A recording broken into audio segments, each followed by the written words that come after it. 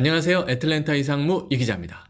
월드컵 1차전 승리의 기쁨이 아직도 생생한데요. 정말 쫄깃하고 짜릿한 승리였습니다. 애틀랜타 교민들도 여기저기서 단체 관람을 하면서 응원의 열기를 보탰는데요. 그 중에 역시 가장 많은 인원이 모인 것은 한인회가 주최한 애틀랜타 콜로세움 공연장이었습니다. 최대 500여 명의 응원단이 운집한 애틀랜타 콜로세움에서는 대형 LED 스크린을 통해 사람들이 경기에 푹 빠져들 수 있는 경험을 제공했습니다. 국가 꽹과리를 동원한 사물놀이패의 주도 하에 익숙한 응원 구호를 외쳐가며 다들 한마음이 되었는데요. 역시 절정은 골이 나온 순간이었습니다.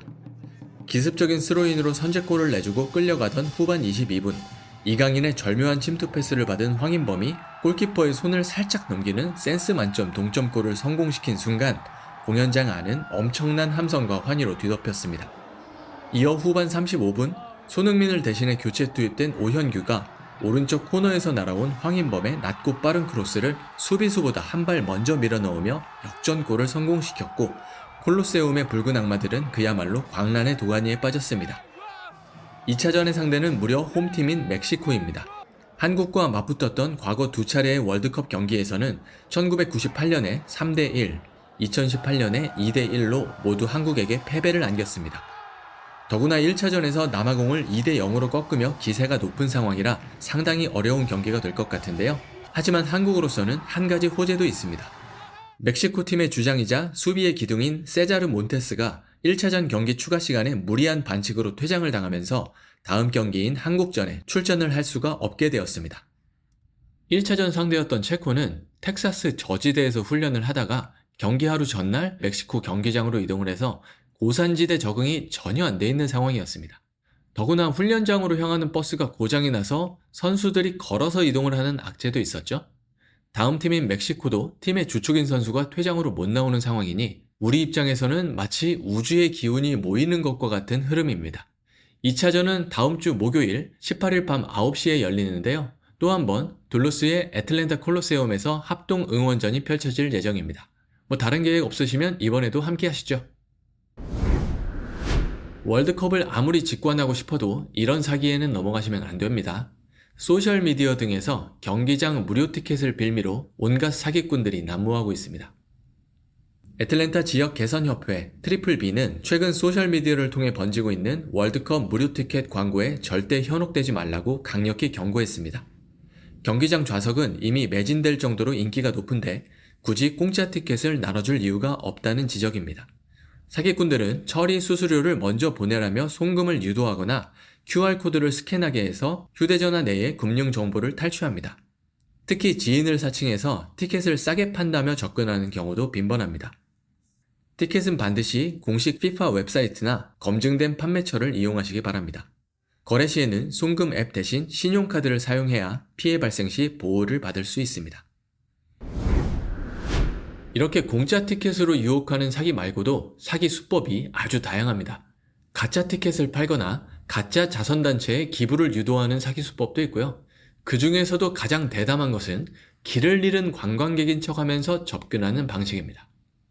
관광객으로 위장한 사기꾼들은 누군가 자신을 내려주고 떠난 것처럼 연기합니다. 그리고서 여권과 지갑을 모두 도난당했다고 주장하며 수중에 외국 화폐만 남아있어 아무것도 할 수 없는 처지라고 호소하는 거죠. 그러면서 피해자에게 해당 외국 화폐를 달러로 교환해달라고 요구합니다. 문제는 이들이 건네는 외국 화폐가 모두 위조지폐라는 점입니다. 자국의 위조지폐도 알아보기 힘든데 외국의 화폐라면 말할 것도 없죠. 당국은 이런 상황을 겪더라도 절대 지갑을 열지 말고 경찰에 신고해서 도움을 받으라고 안내할 것을 당부했습니다.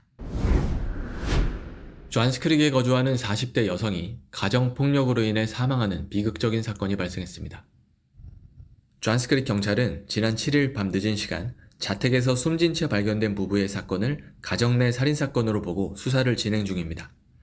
경찰에 따르면 한 미성년자의 119 신고를 받고 출동한 경찰이 오후 11시 37분경 존스크릭의 한 주택에 도착해 집안에 숨져있는 성인 남녀 2명을 발견했습니다.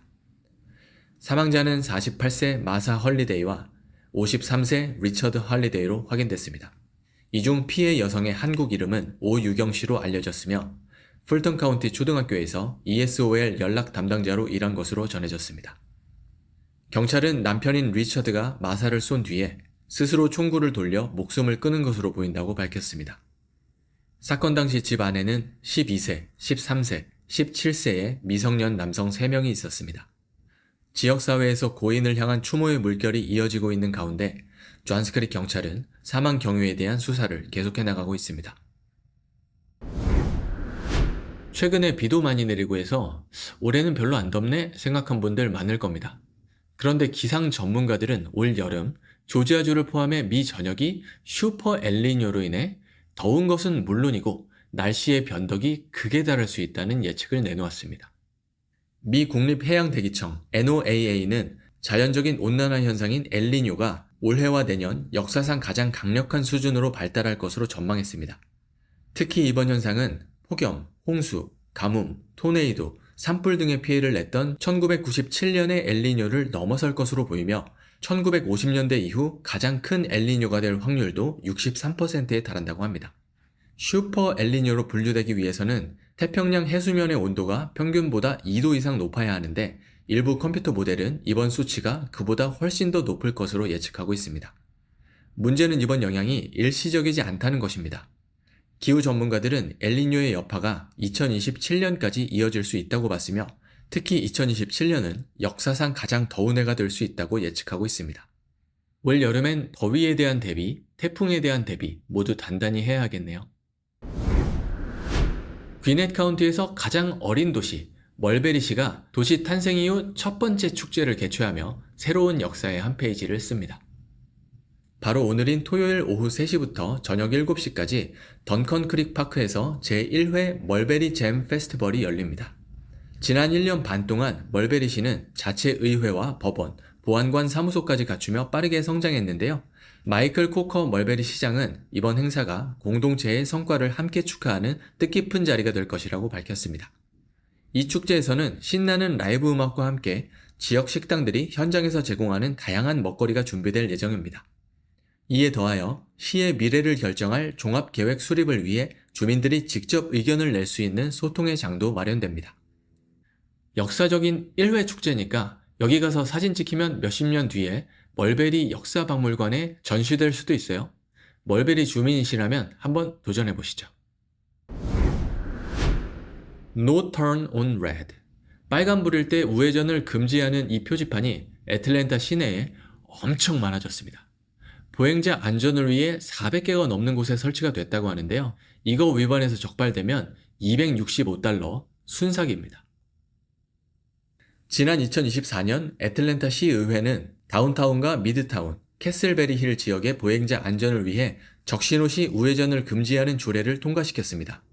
그동안은 표지판 설치가 늦어져서 실질적인 단속이 어려웠지만 월드컵을 맞아 설치가 빠르게 진행되면서 단속 또한 가능해졌습니다. 표지판이 설치된 곳에서 빨간불에 우회전을 할 경우 $265의 범칙금이 부과될 수 있습니다. 하지만 여전히 많은 운전자가 표지판을 인지하지 못하고 있어서 본인도 모르게 위반하는 사례가 빈번합니다. 워싱턴 DC의 경우 같은 정책을 도입한 후에 보행자 양보 의무 위반 사례가 92%나 감소하는 큰 효과를 거두었다고 합니다. 해당 표지판을 발견하시면 반드시 정지 후 신호가 바뀔 때까지 기다려주시기 바랍니다. 참고로 우회전 금지에 대한 단속 기록은 별도로 관리하지는 않는다고 하는데요.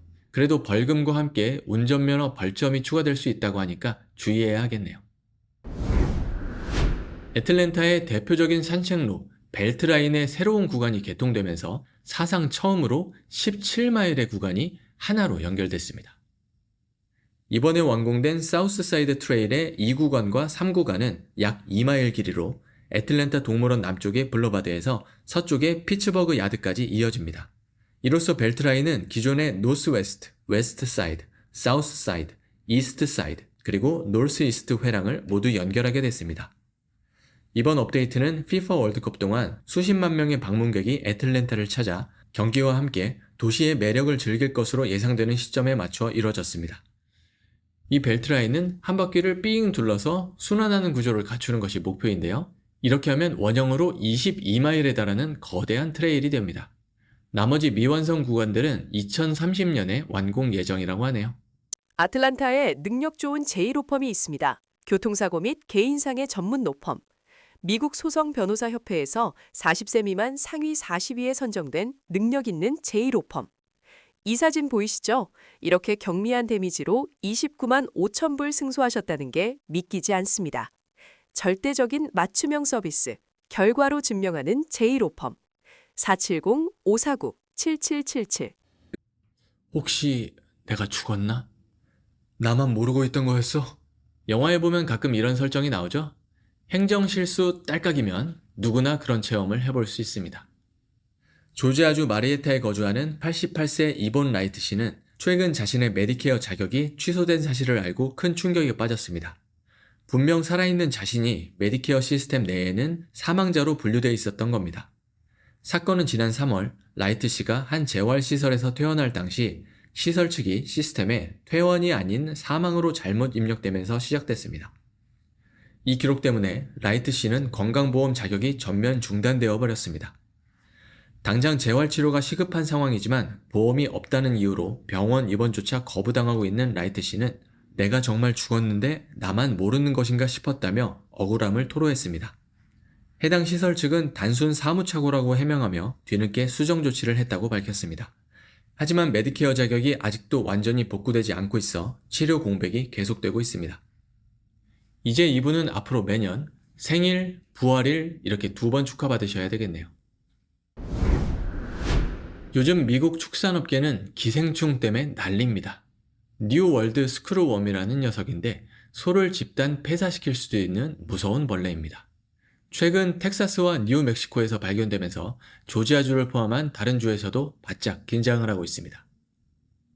60년 만에 미국 본토에 재출현한 이 뉴월드 스크루웜은 온열동물의 상처에 알을 낳고 살아있는 살을 파먹는 파리 유충입니다. 가축뿐만 아니라 야생동물, 반려동물, 심지어 드물게는 사람에게도 감염될 수 있습니다. 이를 방치하여 소들이 대규모로 폐사하게 될 경우 전국적인 소고기값 상승으로 이어질 가능성이 매우 큽니다. 현재 미국 농무부는 파리 개체수를 줄이기 위해 불임파리를 살포하는 등 10억 달러 이상의 예산을 투입하는 총력전을 준비 중입니다. 과학자들은 지구온난화로 파리의 서식지가 넓어진 것이 사태를 키우고 있다고 지적합니다. 현재까지 텍사스와 뉴멕시코에서 7건의 감염이 확인되었으며 캐나다를 포함한 주변국들은 가축 수입을 일시 중단하는 등 방역 강화에 나선 상태입니다. 세계적인 축제 월드컵. 나는 여러 나라 사람들과 함께 어우러져서 보고 싶다 하시는 분들, 제가 지난번에 센테니얼 올림픽 파크 추천드렸었죠? 거긴 무료이지만 티켓을 미리 예매했어야 되는데 지금은 거의 매진이 됐다고 하네요. 근데 여기 말고도 또 추천할 곳이 있습니다. 디케이터 다운타운에는 월드컵 기간 내내 워치 페스트라는 축제를 열고 월드컵 60경기를 무료 중계하고요. 라이브 공연까지 합니다. 이 축제를 위해 무려 2년이나 준비를 했다고 하니까요. 경기도 보고 축제도 즐기고 싶으신 분들은 주말에 한번 가보시면 좋을 것 같습니다. 애틀랜타 월드컵 기상무